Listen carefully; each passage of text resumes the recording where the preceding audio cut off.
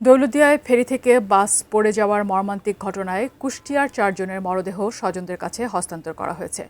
স্বজন হারানোর শোকে ভেঙে পড়েছেন পরিবারের সদস্যরা। কান্না আর আহাজারিতে ভারী হয়ে উঠেছে পুরো এলাকা। কুষ্টিয়া প্রতিনিধি শরীফুল ইসলামের পাঠানো তথ্য ও ছবিতে ডেস্ক রিপোর্ট। কুষ্টিয়ার খোকসার সন্তোষপুর গ্রামে এখন শুধু শোকের মাতম। মা নুরুন্নাহারের কান্নার থামার কোনো নাম নেই।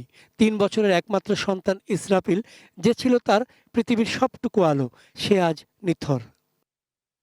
দুর্ঘটনার সেই ভয়াবহ মুহূর্তে বাবা দেলোয়ার হোসেন সন্তানের বুক জড়িয়ে বাস থেকে বের হয়েছিলেন, কিন্তু পদ্মার প্রচণ্ড স্রোত ছিনিয়ে নেয় সেই ছোট্ট প্রাণটাকে। জীবন বাঁচাতে তীরে উঠতে পারলেও নিজের বুকের ধনকে আর ফিরিয়ে আনতে পারেননি তিনি। স্টার্ট দিয়ে মাত্রই নদীর ভিতরে ছিল আমি, আমার বাচ্চা, আমার বউ, পরে বাচ্চা আমার কোলে ছিল। আমার বাচ্চা বলতেছিল, বাবা পড়ে গেল, তুই কথা বলতে পারে তো। তারপরে পানিতে এক ধাক্কা দিয়ে আমার বাচ্চাটা সরাই, পরে আমি নিচে চলে, তারপর নিজে থেকে নিজের কলমে পড়া শুরু করলাম যে আমি আর মনে হয় বাঁচব। একই বাসে ছিলেন খাগড়বাড়িয়া গ্রামের রাজীব বিশ্বাস। ঢাকায় কাজ করতেন একটি নির্মাণ প্রতিষ্ঠানে। ঈদের ছুটিতে বাড়ি এসে স্বপ্ন দেখেছিলেন নতুন জীবনের।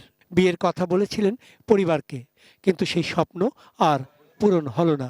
ফিরে এলেন তিনি, কিন্তু জীবিত নয়, নিথর দেহ হয়ে।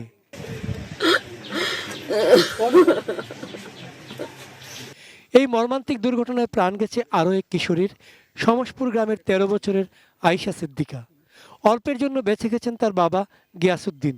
বাসে ওঠার আগেই ছোট্ট সন্তানকে নিয়ে নেমে যাওয়ায় আজ তিনি জীবিত, কিন্তু মেয়েকে হারানোর বেদনা তাকে প্রতিনিয়ত কুড়ে কুড়ে খাচ্ছে।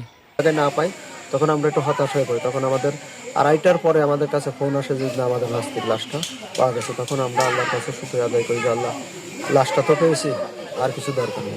কুষ্টিয়া শহরের মজমপুরের বাসিন্দা মর্জিনা খাতুন, তিনিও আর ফিরবেন না তার পরিবারের কাছে। স্বজনদের কাছে হস্তান্তর করা হয়েছে 4 জনের নিথর দেহ, কিন্তু এই ক্ষতি, এই শূন্যতা কোনোভাবেই পূরণ হওয়ার নয়। দৌলতদিয়ার সেই দুর্ঘটনা শুধু কয়েকটি প্রাণই কেড়ে নেয়নি, ভেঙে দিয়েছে অসংখ্য স্বপ্ন, নিঃস্ব করে দিয়েছে অনেক পরিবারকে। চন্দন পাল, ডেস্ক রিপোর্ট, এটিএন নিউজ।